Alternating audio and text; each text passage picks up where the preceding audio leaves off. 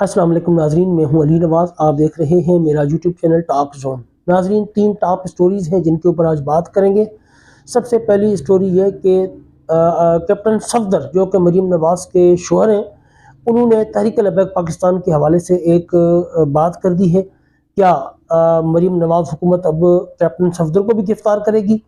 دوسری یہ کہ اوریا مقبول جان کسی تعارف کے محتاج نہیں ہے، صحافتی تاریخ میں ان کا بہت بڑا ایک رول رہا ہے اور ٹیکنوکریٹ حکومت کے ساتھ بھی یہ کردار ادا کر چکے ہیں۔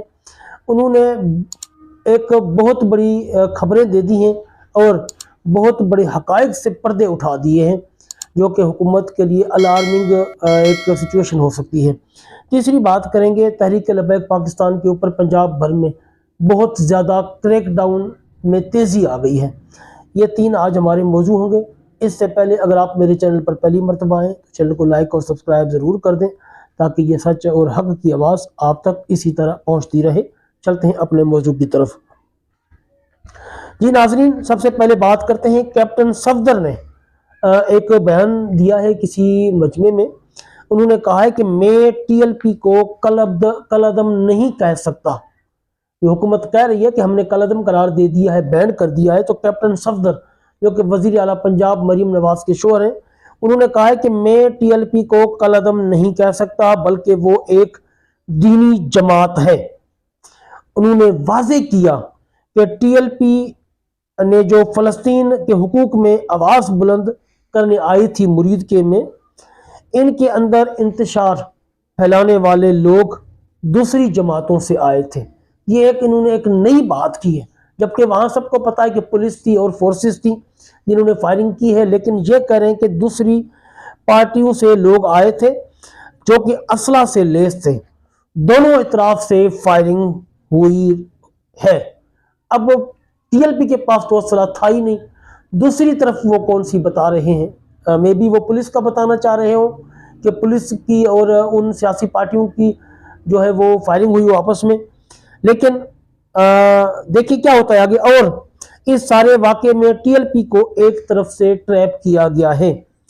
اب دیکھنا یہ ہوگا کہ کیپٹن صفدر نے جو کہا ہے کہ دوسری سیاسی جماعت کے لوگ ٹی ایل پی کے درمیان آ گئے تھے، اسلحے سے لیس تھے، جنہوں نے دہشت گردی اور انتشار کی پلاننگ کی ہوئی تھی۔ اب یہ آنے والا وقت بتائے گا کہ یہ دوسری جماعت جس کی طرف کیپٹن صفدر صاحب اشارہ کر رہے ہیں یہ کون سی تھی۔ کیا یہ ٹی ایل پی کے حق میں بیان سمجھا جا سکتا ہے جو کیپٹن صفدر نے دیا ہے، یا اس کو بھی سیاسی پوائنٹ سکورنگ کہہ سکتے ہیں؟ کیا مریم نواز کی جو پالیسی ہے وہ اب یہ ہے کہ کیپٹن صفدر سے اس طرح کا بیان دلوا کر سیاسی جماعت کے بارے میں کل میں بھی یہ پی ٹی آئی کو اس میں انوالو کرنے کی کوشش کریں اور پی ٹی آئی کے اوپر یہ الزامات لگائیں کہ ان کے سیاسی لوگ ٹی ایل پی کے دھرنے میں آ گئے تھے، ان کے مجمع میں آ گئے تھے اور انہوں نے فائرنگ کی ہے پولیس کے اوپر اور پولیس نے ان کے اوپر کی ہے، اس وجہ سے یہ سارے معاملات ہوئے۔ مجھے تو یہی لگ رہا ہے کہ آنے والے دنوں میں یہ سچویشن اس طرح کریٹ ہوتی ہوئی ہمیں نظر آئے گی اور حکومت ایک اپنا جو پوائنٹ آف ویو بنائے گی کہ جی یہ پولیس نے نہیں کیا، لیکن یہ جو سیاسی جماعت کے کارکن تھے ان کو پی ٹی آئی کے کارکن کہا جائے گا، اور پی ٹی آئی کے کارکنوں نے فائرنگ کی پولیس کے اوپر، اور پولیس نے فائرنگ جب کی ہے تو تحریک لبیک پاکستان کے لوگ اس میں شہید ہوئے۔ میں بھی یہ اس طرح کی سیاسی پوائنٹ سکورنگ اس میں کی جائے۔ دوسری بات یہ، اگر یہ نہیں ہوتا تو کیا پنجاب حکومت نے پہلے بین لگا دیا تھا تحریک لبیک پاکستان پہ اور یہ کہا تھا کہ جو بھی ان کے لیے بیان بازی کرے گا یا ان کے حق میں بولے گا اس کو گرفتار کیا جائے گا۔ اگر حکومت اس پالیسی میں کیپٹن صفدر کے ساتھ ملی ہوئی نہیں ہے تو کیا حکومت کیپٹن صفدر کو گرفتار کرے گی؟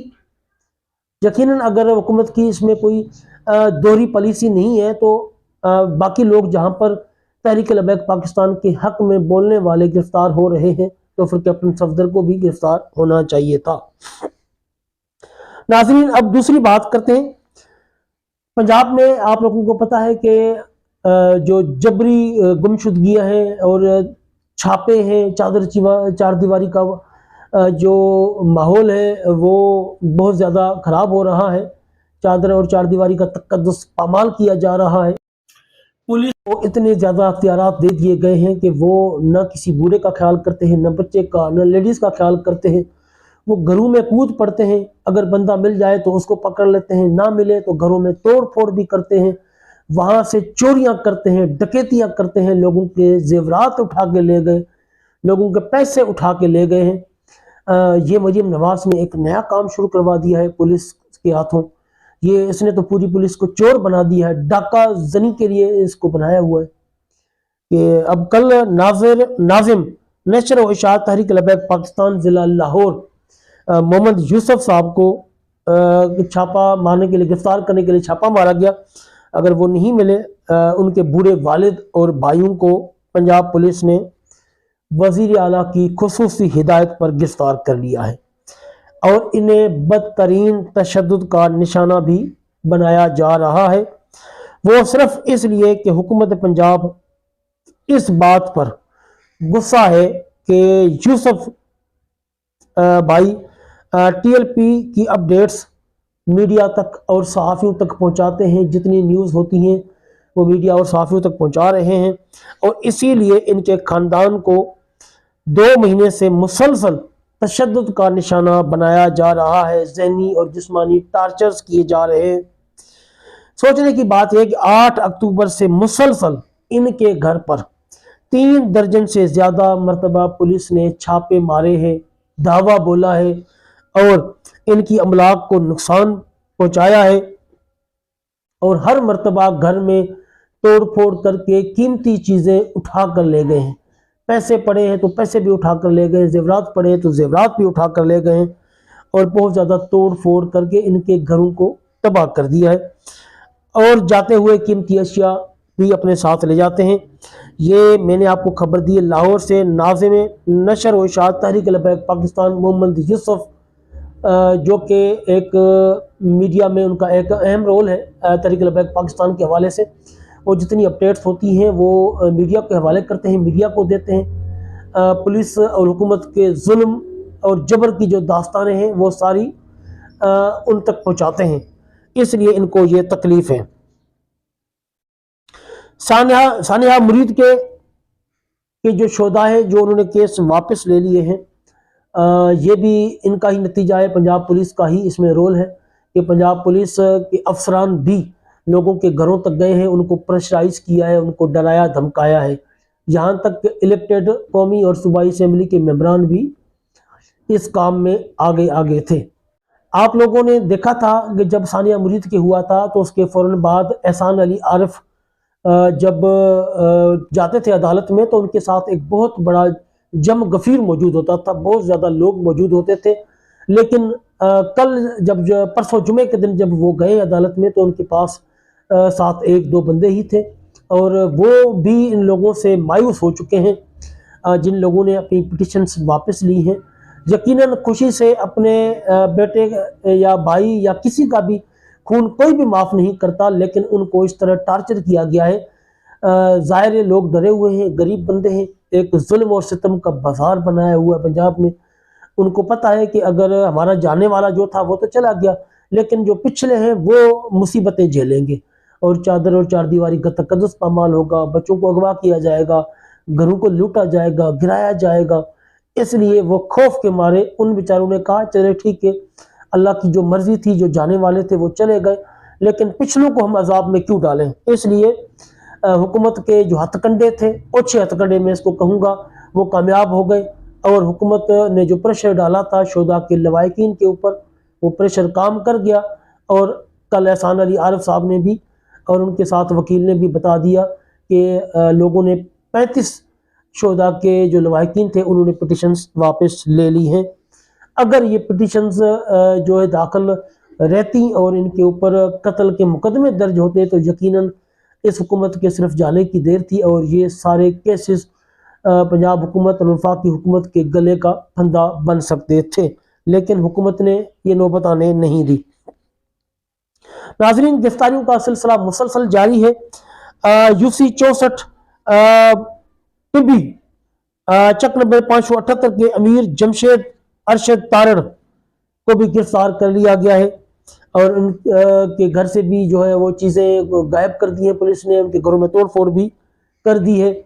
اس کے علاوہ رحیم یار خان سے بھی ذمہ داران اور کارکنوں کے گھروں پر گرفتاریوں کا سلسلہ، چھاپوں کا سلسلہ جاری ہے۔ چادر و چار دیواری کا تقدس جو ہے اس کی پامالی جاری ہے۔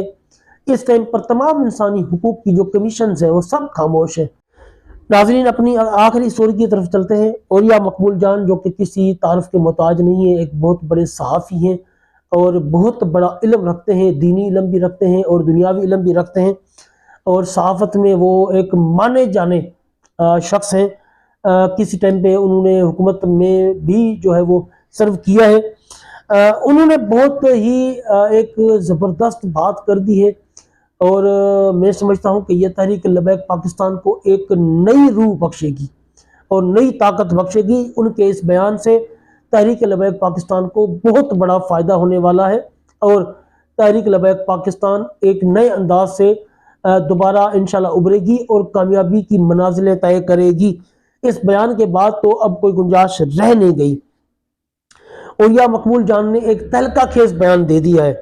انہوں نے کہا ہے کہ میری 3 یا 4 ڈی آئی جیز سے بات ہوئی تھی، ان کی رائے یہ ہے کہ اگر تحریک لبیک پاکستان کے 3000 سے 4000 لوگ بھی سڑکوں پر آ جائے تو ہمارے بس کی بات نہیں ہے کہ ان کو ہم کنٹرول کر سکیں۔ یعنی کہ یہ اتنے متحد طریقے سے آتے ہیں، اتنے یعنی کہ ناموس رسالت پہ یہ جو پارٹی بنی ہوئی ہے تو یہ کسی سے ڈرتے جھکتے تو نہیں ہیں۔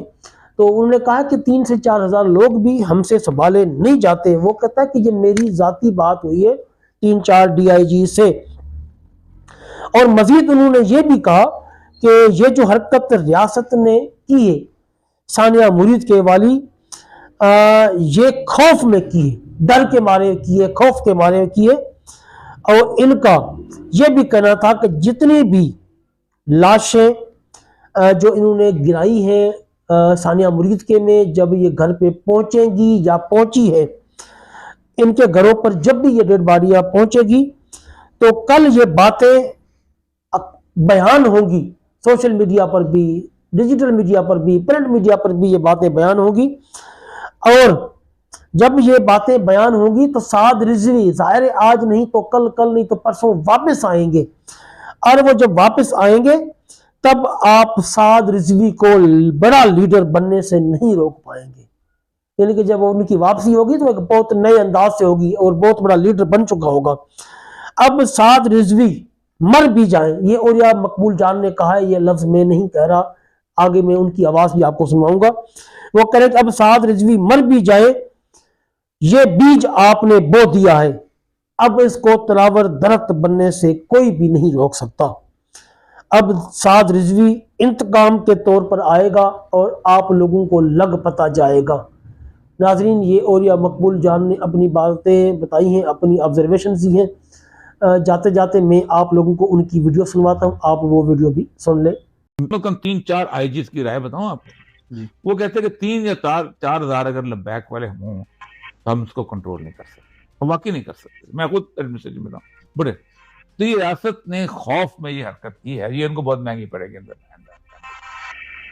اس کی وجہ یہ ہے کہ آپ نے جتنے گھروں میں لاشیں بھیج دی ہیں نا، یہ آج کہانیاں بیان نہیں ہوتی، یہ کل بیان ہوں گی، اور جب یہ بیان ہوں گی تو سعد رضوی جہاں بھی ہے اگر واپس آ گیا تو پھر سعد رضوی کو آپ لیڈر بنانے سے نہیں روک سکتے، اور سعد رضوی جو ہے وہ پھر اس انتقام کے اندر جو آئے گا، سعد رضوی مر جائے تب بھی جو بھی ہے، یہ اب آپ نے ایک بیج بو دیا ہے، اور یہ بیج اب جیسے کہتے ہیں یہ ایک تراور درخت کبھی نہ کبھی بنے گا۔